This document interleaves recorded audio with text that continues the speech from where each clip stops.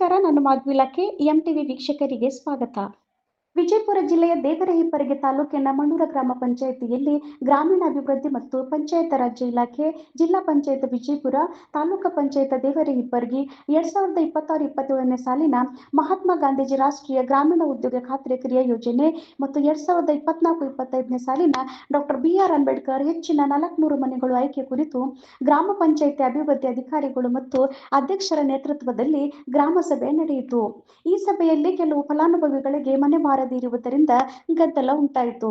ಗ್ರಾಮದ ಕೆಲವು ಮಹಿಳೆಯರು, ನಾವು ದುಡ್ಡು ಕೊಟ್ಟರು 1 ವರ್ಷ ಆಯಿತು, ಇನ್ನು ನಮಗೆ ಮನೆಗಳು ಬಂದಿಲ್ಲ ಎಂದರು.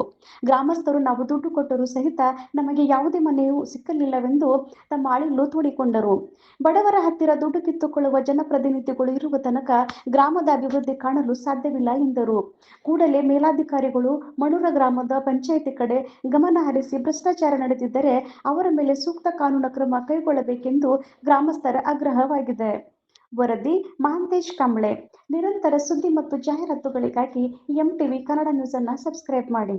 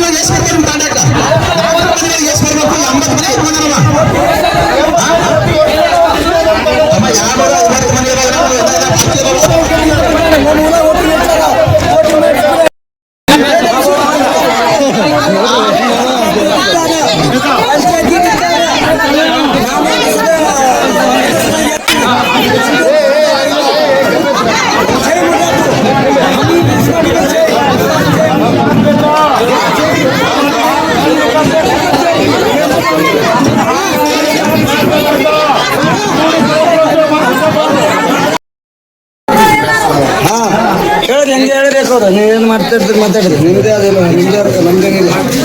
ನಾವು ಮಾಡೋ ಕರ್ತವ್ಯ ನಾವು ಮಾಡ್ತಾ ಇರೋದು.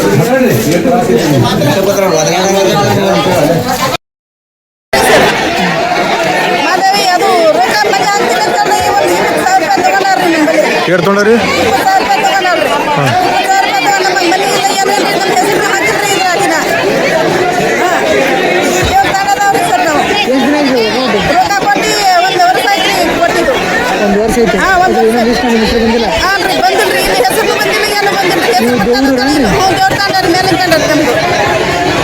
ನೀವು ಪಂಚಾಯತಿ ಕೇಳಿರಿ ಎಲ್ಲ ಪಿಡಿಒ ಎಲ್ಲ ಭೇಟಿಯಾಗಿರಿ.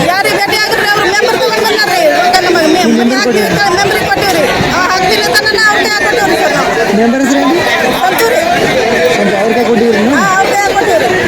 ನಿಮ್ಮ 4 ದಿನ ಭರವಸೆ ಕೊಟ್ಟು ಮನೆ ಹಾಕಿಲ್ಲ. ನಿಮ್ಮ ಮನೆ ಯಾರ್ಯಾರ ಹೆಸರು ಬಂದಿರಿ?